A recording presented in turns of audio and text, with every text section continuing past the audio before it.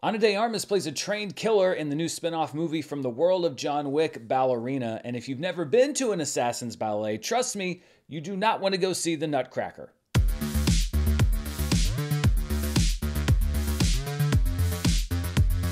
Hello everybody, I'm Dan Murrell here with my review of the rather unwieldily titled From the World of John Wick, Ballerina, which I'm just going to call Ballerina from now on.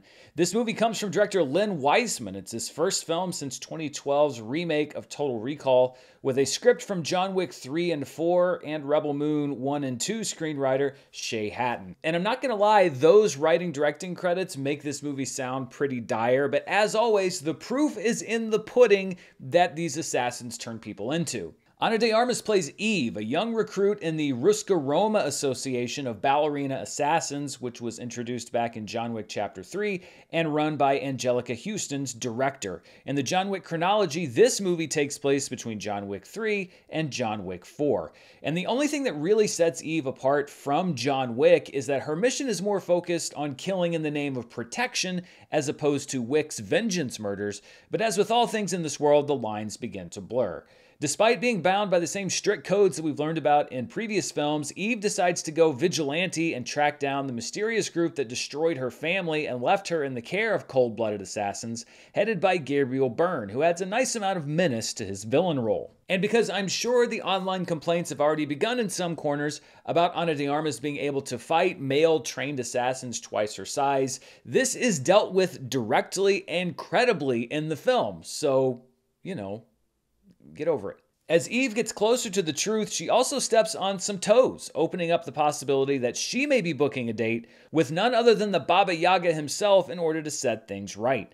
Ian McShane and the late Lance Reddick, who passed away in 2023 and is making his final on-screen appearance in this movie, both reprise their roles from the Wick films as Winston and Sharon. Norman Reedus also appears briefly as Daniel Pine, an assassin with his own secret to hide. Those people that you're looking for, they're surrounding this hotel right now, hoping somebody breaks the rules and takes the bait.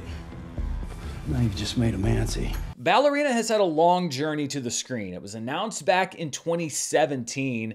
It started filming in 2022, going into 2023, and additional shooting was done last year in 2024. Now, what that additional shooting entails depends on who you believe. Chad Stahelski, who produced this film, as he has done with the other John Wick films, says that he was on set with Len Wiseman for a couple of weeks back in 2024 to shoot some additional action scenes in order to beef up the movie.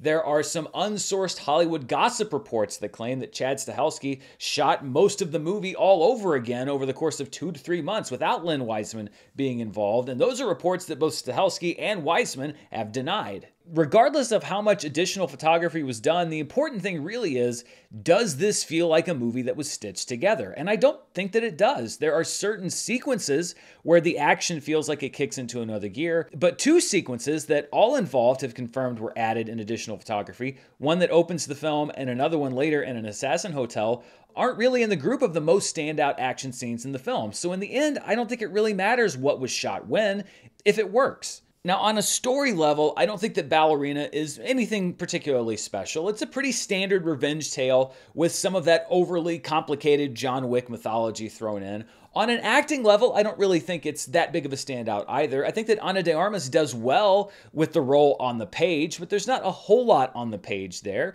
Gabriel Byrne makes a pretty good villain, and the returning actors from the John Wick franchise slate in nicely to the roles that we've seen them play before. But on an action level, which I think is where this movie is likely to live or die, I think it delivers. While it's not as consistently high level as the rest of the Wick movies, there are sequences in this movie that are among my favorite in the franchise. There's one in particular which serves largely as a third act climax, which is a glorious example of largely practical action and stunts turned up to 11. I think this sequence is honestly worth the price of admission alone. It is so over the top and so ridiculous that it fits in perfectly in a franchise that started as a pretty small-scale revenge story about the murder of a dog and has escalated to a body count in the hundreds set across the world in cities and towns that are completely taken over by assassins who apparently constitute 50% of the world's total population. Honestly, I don't really care if the action in this movie was shot by Chad Stahelski or Len Wiseman in 2022 or 2023 or 2024. The bottom line is that the action in the movie works. Ana de Armas obviously put in the work, and the stunt team delivered, as they always have in these films. Reshoots and additional photography make for great headlines and topics of discussion on Reddit, but they're really only of consequence when they make a film feel reshot. After all, Robert Downey Jr.'s I Am Iron Man moment from Avengers Endgame was part of a reshoot, and nobody really seems to care about that. Now, because this is a movie that's set in the past chronology of the John Wick films, you might be curious if John Wick is in this movie or if it plays a critical role in the franchise mythology overall. The promotional materials have made no secret about whether or not John Wick is in this movie, but I won't reveal how much of the movie he is or isn't in. What I can say is that I don't think this is a critical corner piece of the overall story. If you're looking for clues about the just announced 5th John Wick film or a post-credit scene where Winston introduces the assassin initiative, you're not going to get that. This is more of an appendix or a one-shot tying into the Wick saga than the beginning of a new chapter. Ballerina is a movie that understands what it is and why people are going to see it. The action scenes come early and often, and there is enough story there to make it seem like there's at least a reason for everything that's going on. But the movie also doesn't seem to be under any delusion that people are going to see it as a drama first and an action film second. People are shot, punched, kicked, stabbed, ice skated in the face, and blown up in a variety of locations and in a number of creative ways. Is Ballerina as good as the John Wick movies?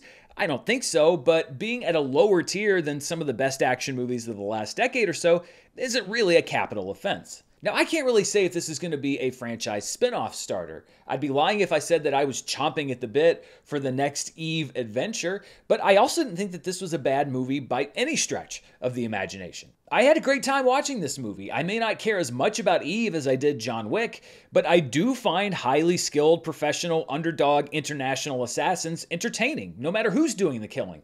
And if that's what you're looking for, a solidly executed, well-choreographed, over-the-top action movie that I think works particularly well during the summer when many people are looking for that kind of entertainment, I think that you will be happy with the film. Now, if you're looking for something beyond that on a story level that's as satisfying, well, Ballerina may very well be on your hit list. But on my personal scale, I'm going to put From the World of John Wick, Ballerina, solidly in the it's good category. I like action movies, and this is a pretty good action movie. But what do you think? Are you going to be heading out to see this John Wick spinoff in theaters this weekend? Let me know down in the comments below. And as always, stay tuned right here for the latest in movie news, reviews, box office, and more. On the same trip where I went to see Ballerina, I was also able to see How to Train Your Dragon, but the embargo does not lift for that movie until next week. But go ahead and subscribe so you can be here as soon as that review drops.